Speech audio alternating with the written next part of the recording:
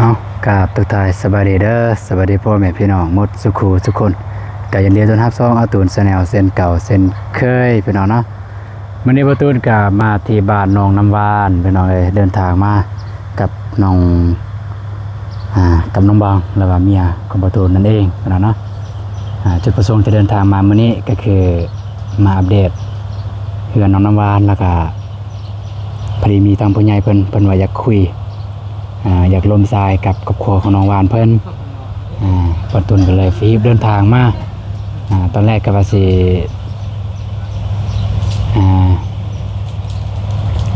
มาไวกว่านี้แต่ว่ามันมันรถยุ่งยากหลายพี่น้องเลยแต่ตอนนี้ก็เดินทางมาฮอดจอดถึงแล้วพี่น้องเลยก็มาแต่ว่าไปหับสมเบิ่งน้ำกันเลยทางผู้ใหญ่เพิ่นสิลมกับน้องมีกับพ่อแม่น้องน้ำหวานเลยว่ากับน้องน้ำหวานเนี่ยสิลมเรื่องอย่างแม่พี่น้องเดี๋ยวประตูนก็สิถ่ายเป็นระยะเป็นช่วงเป็นตอนพี่น้อง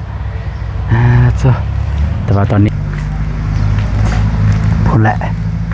เพราะว่าทางไอ้น้อยเบาเจ็บเบาไปสาวบองหรือว่าน้องน้ำหวานก็อยู่เทิงเฮือนพูดแม่เพิ่นพี่น้องเลย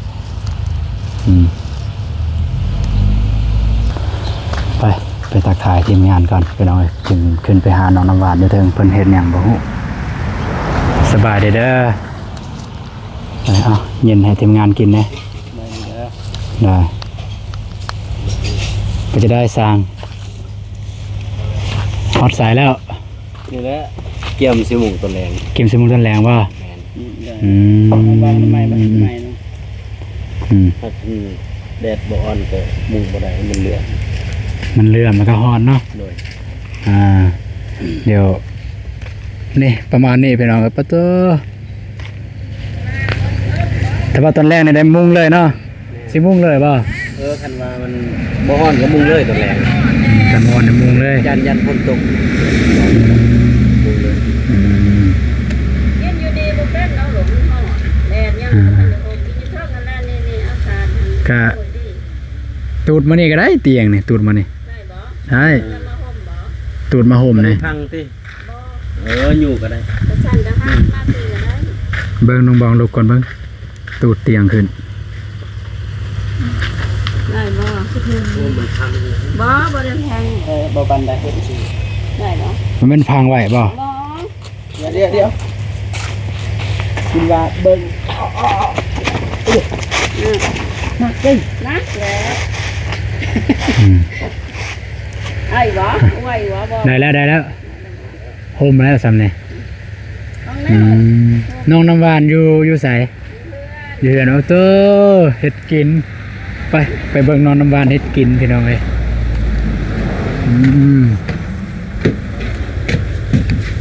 ป๊าดอยู่ถึงเฮือนนี่สบายดีเด้อน้องเด้อสบายดีเด้อพ่อเด้อเด้อเจ็บแอวเจ็บแอวยกจักหยังน้องน้ำหวานเฮ็ดกินนี่พี่น้องโอเคแล้วสำเนียงได้กิ่งขึ้นแล้วเนาะได้กิ่งขึ้นเลยบ่อันนั้นแล้วบ่เนี่ยนี่มื้อแรกนี่ทางสร้างเพิ่นว่าสิมางสิมุ่งเลยสร้างแล้วว่าไอ้หน่อยเพิ่นมาซอยเพิ่นก็ว่าบ่เป็นคือกันแต่ว่าก็เทินทีมงานได้หาเพิ่นก็ได้มานั่นคือกันอันนี้ใบแผ่นอันนี้ย่อยแต่ป่ะบ่ย่อยบ่แผ่นนี่อยู่ใส่แน่ย่อยชื่อบ่แผ่นตัวมันย่อยว่าชื่อได้แพทย์ตัวพี่แผ่นนี่น่าจะย่อยอยู่ตัวใดย่อยก็ออกเลย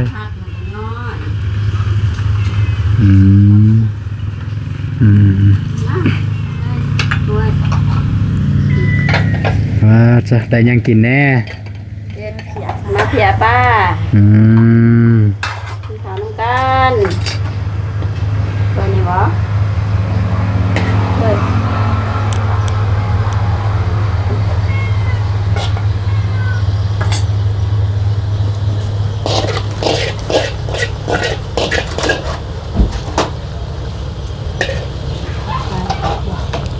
อ่าล่มทรายก่อนจะข่าวได้บ่ล่มทรายโทรศัพท์ก่อนจะข่าวเพราะว่ามีผู้ใหญ่เพิ่นว่าอยากล่มทรายกับน้องๆบ้านแล้วก็กับพ่อแม่จะข่าวหนึงเพิ่นว่าดอกเดี๋ยวล่มทรายแล้วจึงกินข้าวเนาะแป๊บหนึงก่อนโอเคเดี๋ยวจะโทรหาก่อนเด้อ ทางที่เขาจะต้น แล้วเพิ่นทาได้อยู่โอเคพี่น้องก็คือไอเคนนี่พี่น้องผู้ใหญ่คือไอเคนนี่เดี๋ยวประตูนโทรหาทางไอเพิ่นก่อน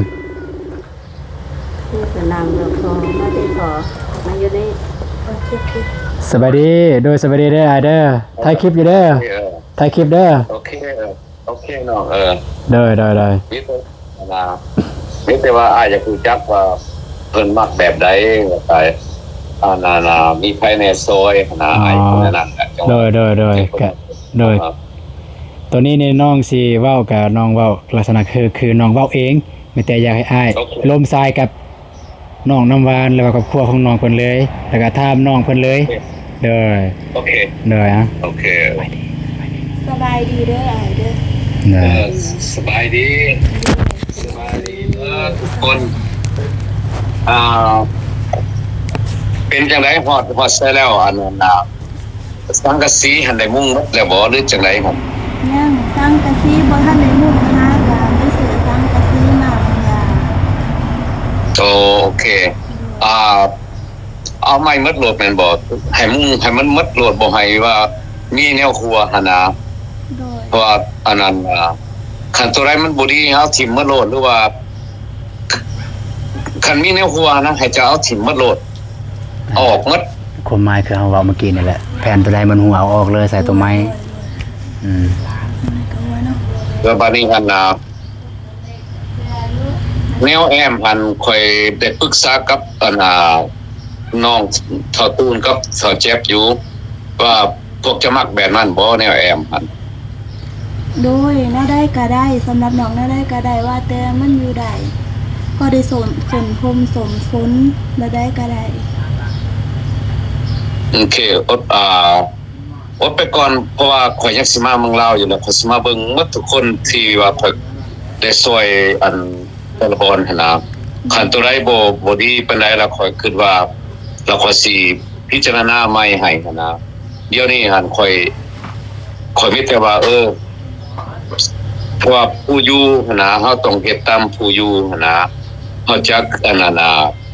แบบที่ว่าไปลวงพวกที่ว่ามักหรือว่าผู้อยู่เพิ่นต้องการอะไรเฮาก็ต้องเฮ็ดตามเพิ่นต้องการนะคันคือข่อยแท้หั่นมันจะบ่เฮ็ดแบบนั้นมันจะแอมไม่อัดก่อนเราอยากให้มันงามข้างในเฮาจังคอยแต่ว่าเฮาแอมมาอัดแล้วแม่นบ่จังเอาอันนั้นแนวแอมคือจะเอาแอมเดียวนี้ใส่แล้วเฮาก็ทาสีให้มันงามๆหั่นนะแต่ว่าพวกจะมักแบบนี้พวกก็เฮ็ดให้แบบนี้ก่อน โดยน่าได้ก็ได้เพราะอยู่ไปก่อน โอเค เพราะว่าสำเนียงพวกน้องก็ดีใจหลายแล้วที่แบบว่าอ้ายซอยขอบใจหลายๆเด้ออ้ายเด้อที่แบบว่า บ่ เฮ็ด เป็นหยั ให้ ง น้องได้มีเพื่อนอยู่ถ้าบ่ก็หลีแดดหลีฝนไปจังซั่นเลยฝนตกยามใดก็หลีไปเปียกอ้ายซอยสำเนียงน้องก็ดีใจหลาย แม่ก็ดีมกดีใจน้ำลูกเลยหลาย ดีใจหลายที่อ้ายซอย ตามภาษาพวกแม่ก็บ่ได้สำเนียงแล้วสำเนียงก็แต่ว่าดีและดีมกดีใจน้ำลูกให้ลูกอยู่ดีมีแห้ง ผมก็ดีใจว่าพอก็เห็นอันนั้นน้องเราคนดูหั่นนะข่อยเพราะว่าข่อยมักซอยคนดูถ้าว่าผู้ใดดูหั่นนะพยายามหมดความสามารถก็ยังบ่ไปบ่มาข่อยเห็นแล้วข่อยต้องซอยหั่นนะข่อยอีต้นหั่นนะเพราะว่าข่อยเคยถือคือกัน แม่นมีแต่เพิ่นแลเป็นเสาหลักในครอบครัวพ่อก็เจ็บพ่อเราก็เฮ็ดเวียกบ่ได้นี่ก็เพิ่นและซอยสร้างเพิ่นอีต้นสร้างก็เฮ็ดผู้เดียวก็อีต้นพ่อเพิ่นบื้นซอยแล้วก็เจ็บมือก็จั่งมือหั่นตอกปูก็จั่งก็เลยหยุดอีกคือสร้างเพิ่นก็เห็นคือว่านี่หั่น โอ้ยเนาะบัดนี้หั่นอันนั้นน้องหั่นเราแปลว่าเราซอยสร้างหั่นบ่ แม่น กาซอย เพิ่นก็ซอยนำกัน ตัวได้น้องซอยได้น้องก็ซอย ก็ซย โอเคดีแล้วอันพอยก็ดีใจว่าอันนั้นจะมีความสามารถเฮ็ด แล้วข้อยก็มีอันนั้นของควรพิเศษอีกต่างหากหลังจากเกินเจ้าแล้วข้อยจะส่งมาให้ข้อยสิส่งให้นำไอ้เจ็บกับไอ้ตูนเด้อ โดย หลังจากแล้ว ใจละลายขอบใจน้ำดอกน้ำตาละลายสวยเรือพ่อแม่ บัดนี้อันนั้น น้องเพิ่น แล้วค่อยอันนั้นก็สนใจอีกแนวหนึงห้องนอนพวกเจ้าหันอันนั้นมีจักห้องเฮ็ดครับข้อยยังสนใจอยู่ ตอนแรกก็วางแผนว่าสิเฮ็ด2ห้องเพราะว่าห้องพ่อแม่ห้องนึงแล้วก็ห้องน้องเอ็มก็ห้องนึงเข้าใจว่าสิเฮ็ด2 บัดนี้น้องชายได้สันสินอนชายคันบ่เฮ็ด3ห้อง เฮ็ด3ห้องยันมันสิแคบโพดอีกยันว่ามันแคบ โอเคอันที่มันแคบบ่บัดนี้ โดย อันนั้นน่ะขออนุญาตนำพ่อกับแม่เจ้าก็ออกอีกได้บ่สิอันนั้นสิพ่อบ่ดินหั่นต่อออกอีกขอยสิซื้อแป้นให้มาอันน่ะมาต่อออกอีก ก็นั่นแหละปัญหามาต่อได้บ่ดินยังบ่ดิน ดินกับพ่อสิต่อได้อยู่ดินกับ ต่อ คันต่อได้แล้วข้อยสิสั่งให้อันนั้นน่ะถ้าแจ๊บเขาสตูนหั่นอันนั้นน่ะสั่งละไม่มาตื่มอีกแล้วก็เซามีจักอันขั้นตอนให้น้องตูนอันน่ะเบิ่งรุดอันน่ะตูนก็ว่ามีอีกจักเสาอีก ขั้นต่อประมาณ2เช้า เอาต่อ อืม เดี๋ยวให้ลูกเบิ่งห้องนึง 3มี4 ต่อจะไปต่อทางใดเป็นขั้นต่อนะมันสิตามลงหลังคาเนี่ยขั้นต่อบ่ต่อไปพูนต่อไปพูนได้เยอะ เอาน้ำประปาออกอีกน้ำประปา เพราะว่า ค่ะครอบน้ำประปา อืม ก็ได้อยู่ แล้วลูกชายเพิ่นสิมานอนนี่บ่ โดยเวลาน้องเรามาซอยเวียงแม่เราเที่ยวมาเราก็บางมื้อเราก็นอนบางมื้อเราก็บ่ได้นอน อืม โอเคเอาสีศาสนาเฮ็ดตามใจเจ้าก่อนเด้อคันว่าอยากก็จะก็บอกนำทีมงานเพิ่นแล้วให้เพิ่นบอกข่อยนะคันว่าเอาสมิก่อนก็บ่เป็นหยังคันว่าอยากก็ข้อยก็สิซอยเพิ่มข่อยกำลังใจดีนี่ข่อยอยากซอยหั่นนะแบบที่ว่าอันซอยให้มันแล้วน้องก็ดี ก็ ใจ ดีใจ หลาย แล้วซั่นแหละ ดีใจหลายบ่คิดว่าสิได้เลยว่าคันอ้ายบ่ยืนมือซอยน้องก็คือสิบ่ได้สนิทอาศัยแบบครอบครัวน้องเองค่ะบ่มีปัญญาเฮ็ดบ่ได้ บัดนี้คำถามสุดท้ายเด้อบัดนี้ข้อยก็เคยซอยมา2คนแล้วที่ว่ามีปัญหาใน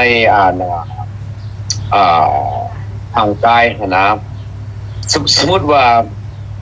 ข้อยจะพูดว่าพ่อเจ้าหั่นเพิ่นเป็นหยังแท้หั่นนะข้อยรู้จักว่าเพิ่นเป็นแนวใดเพิ่นจังบางครั้งข้อยได้ยินว่าเราเจ็บหั่นนะเราจะปัวบ่หั่นนะข้อยอยากถามซื่อๆดอกเพิ่นว่าปัวแล้วข้อยก็สิพิจารณาให้ ด้วยพ่อน่ะความจริงเราเป็นเหนียวมาไขลังเราเจ็บแห้งแบบว่า เป็นหลายปี เป็นหลายปีแล้วสะสมก็เคยคิดอยู่เทื่อนึงว่าสิไปปาดอยู่แต่ว่าตอนนั้นก็ทึ้นบ่พอก็เลยปะ โอเค มาหอดคู่มือ โอเคบ่เป็นหยังคันว่าเพิ่นอยากไปปราบข่อยสิอันนั้นช่วยเหลือเพราะเขาต้องการอยากให้เราหันมีแห้งแล้วก็บ่ได้อันนั้นอยู่นำครอบครัวอีกอันนั้นต่อไปหั่นนะข่อยก็คืออีต้นหั่นนะข่อยก็เคยช่วยมาแล้ว2คนที่ว่าอันนั้นบ่ดีในร่างกายตัวเองหั่นนะคันว่าเราสนใจว่าอยากไปป่าเราก็สิช่วยเหลือ แม่หายแล้ว แม่จะหายเลย ก็ตรวจทำละลายพ่อแบบแม่ดีใจแบบไอ้ซอยซ้ำนี้มันก็ร้ายแล้ว เป็นยังแบบบ่จักสิว่าบ่เคยเห็นไผแบบซอยซ้ำนี้ตั้งแต่เกิดมาเนาะใหญ่บ้านฮอดคุมื้อบ่เคยมีไผยืนมือมาซอยเรือหลายซ้ำแม่เนาะ โอ้คนก็เห็น อันนั้นผู้อยู่คอยพูดแล้วว่าอ่าผู้บางคนเขาก็คิดว่าเฮามันแบบที่ว่าเบิ่งกายก็มีนะบัดนี้เฮาต้องเบิ่งคนเฮาต้องเบิ่งลึกๆขนาดต้องค่อยมา หยับทางนี้บ่ โอ้เขาว่า มันมืด การเจ็บกับคุณจะสวยกว่าใดบ่ข่อยเห็นน้องเราเป็นคนดูแล้วก็พยายามอยู่แล้วก็ครอบครัวเราก็บ่สมบูรณ์ปานใดนะข่อยละคือทุกคนนะข่อยก็เลยยืนมือมาบ้านนี้กันคำว่าเราหันสนใจว่าอยากไปอันนั้นปาดอันภาษีอันนั้นซอยคนซอยเรือแล้วมันก็บอกไปว่าค่าห้องหมอเพิ่นเท่าใดแล้วก็การขยะเด้หั่นนะให้จะบอกข่อยมาโลดแล้วข่อยสิซอย เพราะว่าเอาตรงๆทำนี่น้องก็เกรงใจอายแล้วอายซอยบ่น้องว่า บ่เป็นหยังเพราะว่าข่อยซอยข่อยต้องซอยให้สุดนะบ่ให้ว่าฮอดเครื่องกลางแล้วก็ทิ้งหั้นนะข่อยบ่เฮ็ดแบบนั้นจักเทื่อมีแต่ว่าอันให้ตั้งสุดให้เพื่อนเจ้าแล้วก่อนเนาะแต่ให้อันนั้นให้จะบอกไอ้เจ็บกับนั่นคันในใจข่อยอยากให้ไปมื้ออื่นนี่โลดหั่นนะ บ่เป็นหยัง เพราะว่า ให้แล้ว การเจ็บการเป็นนี่มันบ่ตาเลยเห็นบ่การเจ็บการเป็นมันบ่ถาเฮาได้บางครั้งมันเป็นแห้งแล้วเฮาสิเสียคนนะครับบ่อยากให้เป็นแนวนั้นนะแล้วเขาสิซอยมีแต่ว่าให้เพิ่นถามว่าอันนั้นต้องการเท่าใด แม่นบางเทื่อคันพอแล้วเจ็บแฮงเราก็จนลูกไข้ 3-4 มื้อเฮ็ดหยังบ่ได้เลยกินข้าวก็บ่แซ่บมีแต่ว่าซื้อยาแบบน้ำหานเอามาบรรเทาโดยซื้อยา โอ้บ่ได้บ่ได้มันเราทรมานได้ทั้ง แม่นเลยให้เราเฮ็ดเวียกบ่ได้เลยเราเลยเฮ็ดเวียกหนักบ่ได้เนาะก็บ่จักสิเฮ็ดคันให้เราเฮ็ดเราก็เจ็บแล้วก็อีต้นเรามีแต่ ที่ต้นนั่นแหละค่อยเข้าใจ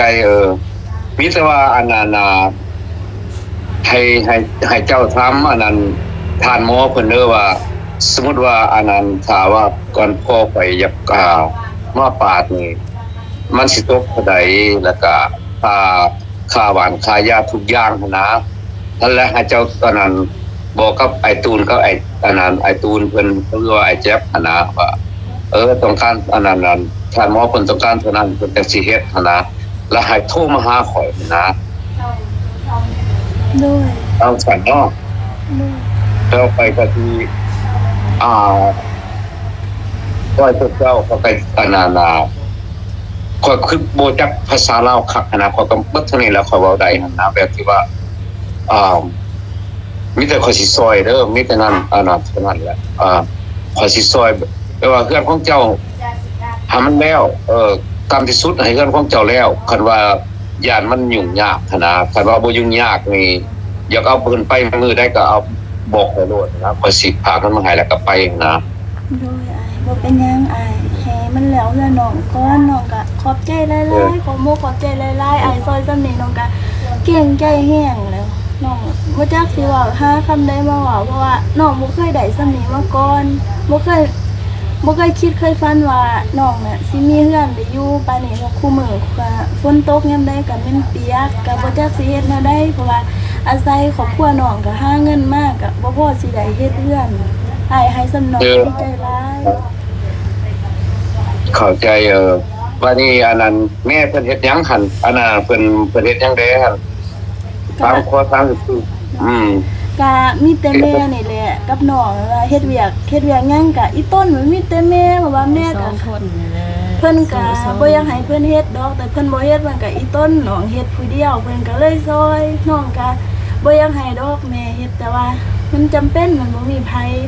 แม่เราก็บ่แข็งแรงปานใดแต่ว่าก็บ่มีผู้เฮ็ดเราก็เลยบื้นเฮ็ดซอยแบบ โอเคโอ้เนาะอันน่ะสิได้แต่ว่ามันอยู่ใกล้กันหลายโพดเนาะคันอยู่ใกล้ๆกันก็ยังไข่อยู่ข้อยก็เห็นอันนั้น2เทื่อบ่หรือ2เทื่อนี่แหละครับมีผู้หนึงอีกมาถามผู้หญิงดอกแล้วค่อยจังเขาโอ้เขาว่าคือมิตรหั้นนะบัดเขาบ่เคยเห็นว่าอันมีผู้ใหญ่ใจดีว่ายื่นมือมานะข้อยละ บัดนี้คนละเฮ็ดให้คนอื่นเขาก็ยังเฮ็ดนะบัดนี้ยังค่าเจ้าข่อยเลยว่าตูนเอ้ยแป๊บเอ้ยอ้ายสิน่ะให้พวกเจ้าเป็นสะพานบุญให้อ้ายแด้อ้ายสิซอยอันเราเพราะว่าเราก็บ่แม่นคนบ่อยากเฮ็ดนะเราก็พยายามเฮ็ดอยู่เฮ็ดไปรับจ้างไปหยังกับคันมันก็บ่พอหั่นนะเข้าใจแต่ว่าข่อยยืนมามือมาหั่นนะแล้วข่อยได้ยินว่าพ่อเจ้าเป็นบ่สำบายหั่นนะแล้วก็ข่อยสิซอยเพราะว่าข้อยก็อีต้นพวกเจ้าสองแม่ลูกหั่นนะแบบที่ว่าถ้าว่าเพิ่นเจ็บแห้งหลายบางครั้งเพิ่นก็สิบ่ได้อยู่นำเฮาได้เพราะว่าความเจ็บมันทรมานนะเขาบ่ให้เห็นแนวนั้นแล้วเขาสิซอยพวกเจ้าหั่นน่ะมีแต่ว่าพวกเจ้าหั่นทำใจดีๆไว้โลดบ่เป็นหยังดอกเขาสิซอย ขอบใจอ้ายหลายๆเด้อที่ยืนมือมาซอยน้อง เป็นหยังเป็นหยังแล้ว ขอบใจหลาย แห้งสุขภาพแข็งแรงเด้อ ๆอ้ายซอย สาธุ อ้ายซอยให้พวกน้องมีเงินอยู่น่ะน้องกับครอบครัวก็ดีใจหลายแล้วดีใจหลายดีใจแท้ บ่เป็นหยังมีแต่ว่าให้พวกเจ้าหันเป็นคนใจดีคือกันเขาก็เห็นอยู่เพิ่นก็รับตอนแขกคนดีนะก็จะว่าโอ้เขาก็อีต้นนะเพราะว่าพวกเจ้าบ่แม่นคน แม่เราแบบว่าท่านเชียบมาแล้วแบบนั้นเนี่ยปกติเราแบบที่แต่ว่าบ่มีแนวกินนะท่านนี่เราอยากให้ที่พวกอ้ายเพิ่นมาอยากให้เรากินข้าวกินน้ำก่อนว่าอีต้นอ้ายเราเดินทางไกลยังว่าอีต้น บัดนี้อันนั้นอาชีพพวกเจ้าเฮ็ดหยังแน่หั่นการหาอยู่หากินนะเขาจะคู่คือกัน เฮ็ดคู่มื้อนี่ก็เฮ็ดสวนมันแต่ว่าเฮ็ดน้ำเขาเฮ็ดดิน ปัน เขา กันเครื่อง เฮ็ดน้ำเขาปันกันกับเขา ปันกันเครื่องเขาดินตัวเองก็บ่มีสวนดินเสียสวน เฮ็ดสวนกับเฮ็ดหน้ายามหน้าก็เฮ็ดหน้า หน้าก็นั่นนี่ แต่ว่า โอ้ หน้าก็คันปี ห ดา น้า ฝ ก็ น บ่มีหน้าก็หามันขาดๆเคินๆนี่แหละ โอ้บัดนี้สมมุติว่าอันน่ะคาถาวางห้องบ้านพวกเจ้าใหญ่เติบบ่บ้านพวกเจ้าพวกเจ้าอยู่หั่น เป็นหมู่บ้านเลยบ่ ก็ ใหญ่อยู่บ่ก็กว้างเติบอยู่ประมาณ100ไปครอบครัวบ่100ไปแล้ว โอ้ก็โอเคเนาะมีตลาดบ่ ตลาดนี่แต่ว่าสิเป็นตลาดอีกหมู่บ้านหนึงแต่ว่าก็อยู่หมู่บ้านต่อกัน โอ้ เคียง โอเคบางครั้งเขาก็บ่กล้าอันนั้นน่ะบอกว่าข้อยอยากให้เจะเฮ็ดหยังหั่นน่ะมีแต่ว่าข้อยถามซื่อๆหั่นน่ะ โดย คันถ้าว่าจะมีความสามารถเฮ็ดแบบนั้นได้ข้อยสิซอยหั่นน่ะหากแต่ว่าตามที่สุดให้เฮือนเจ้าแล้วก็ให้พ่อเจ้าหันไปป่าเด้อคันเราต้องการเด้อไปป่านิ้วมะขลังออกเห็นบ่ ด้วย มันก็ได้กะยาข่อยบ่อันนั้นดอกข่อยบ่สิได้ดอกนี่แต่ว่าให้ข่อยซอยเอาบุญซอยอันนั้นเอาชีวิตคนเฮาหั่นให้ยืนยาวไปอีกหั่นนะ ขอบใจหลายๆขอบใจอีกเถื่อขอบใจแล้วก็ขอบใจอีกว่าดีใจแย่งอีดีบ่ฮู้ว่าสิเว้าคำใดอ้ายซอยให้น้องซ้ำนี่แบบน้องก็ดีใจแฮงอีดีอีรอทั้งครอบครัวนี่แหละทางหน้าครอบครัวเลยว่ามาขอบคุณอ้ายที่แบบซอย เป็นหยังคืออ้าย นี่แต่ว่าตกใจพอฟังแต่ว่าตกใจอยู่ดีไม่แห้งแล้วก็ดุมันหั่นนะเขาก็ดีใจนํแล้วเพราะว่าทุกคนเฮาหั่นนะเกิดมาเฮาก็สู้เพื่อชีวิตเพื่อครอบครัวทุกอย่างหั่นนะเขาก็เข้าใจไปเองก็คือกันตะกี้เขาก็ทุกข์กลัวพวกเจ้าอีกเลยหาข้าวสิกินก็บ่มีนะแต่ข้าวตะกี้แต่ข่อยยังน้อยอายุ9ปี10ปีนี่แหละข่อยก็เลยไปหาคันสิเว้าก็แปลว่าไปเป็นคนทำความสะอาดในเรือนเขาเจ้านะแล้วก็ที่ต่างคนมีข้าวกินนะปานนี้เวลาเขาเจ้าไปก็ไปนำเขาบ้านไปเลยไปนำเขาไปก็ไปรับจ้างอยู่เมืองไทยแล้วอายุ11 12ปีเขาเฮ็ดหยังก็เฮ็ดได้แต่พี่หันได้วันนึงหัน20 บาทอยู่เมืองไทยแต่ข้าวตะกี้วันนึงได้20 บาทเขาก็โอด เอาไปมาบัดนี้เขาจะไปอเมริกาบัดนี้เขาก็เลยข่อยเป็นลูกกำพร้านะเขาก็เลย เอาข่อยไปอเมริกา แม่ก็ แล้วก็คิดทั่วหลังหั่นนะว่า คุณพ่อแต่นี่ การเป็นอยู่เป็นอะไรหั่นนะข่อยก็คือเห็นทั่วข่อยคิดทั่วหลังหั่นนะจังว่าข่อยบ่สิได้แบบที่ว่าเฮาหามาได้ก็เพื่อปากท้องแล้วก็เพื่อครอบครัวคันเฮามีกินมีอยากแน่เฮาก็เห็นคนอื่นทุกข์เฮาก็อยากซอยหั่นนะว่ากินเพื่ออยากอยู่บ่ โดยก็มีหยังก็กินไปนำกันนั่นน่ะแหละ อืม แต่งให้เรากินคุมื้อว่าอีต้นเราอายเรามาเฮ็ดเวียกซอยก็เราก็เมื่อยก็อีต้นก็เฮ็ดเมียงก็กินไปนำกันว่าสันบอกอายเราไปว่า โอเคขอบใจหลายแล้วข้อยก็สิบ่ได้เว้าหยังหลายดอกมีแต่ว่าข้อยสิร่วมกับสร้างหลังจากข้อยร่วมกับพวกเจ้าแล้วสิร่วมกับสร้างเพิ่น โดย แล้วข้อยสิแบบใดให้มีแต่ว่าอันนั้นพวกเจ้าอันนั้นน่ะดีใจไว้โลดว่าคันข้อยยืนมามือมาแล้วข้อยจะเฮ็ดให้มันสุดนะแล้วข้อยก็บอกว่าโอ้ลูกเต้าอ่า ข้อยต้องการนั้นไปยังบ่ทันพอเทื่อหั่นน่ะข้อยอยากให้พวกเจ้าบอกข้อยเลยว่าต้องการหยังแดมีแต่ว่าให้พวกพ่อกับเฮ็ดเรือนนี่บ่หั่นน่ะพวกมื้อนี้นี่ก็ข้อยเปิดให้พวกเจ้าอันบอกข้อยเลยว่าต้องการหยังหั่นน่ะ โดยสำเนียงก็น้องดีใจหลายแล้วเก่งใจหลาย โอเค ซอยน้องหลายแล้วสำเนียงน้องก็ดีใจแห้งแล้ว โอเคดีอันนั้นน่ะอันนั้นแม่เด้เจ้าเด้อันนั้นน่ะคือในใดเด้อันเพื่อนสร้างเจ้านี่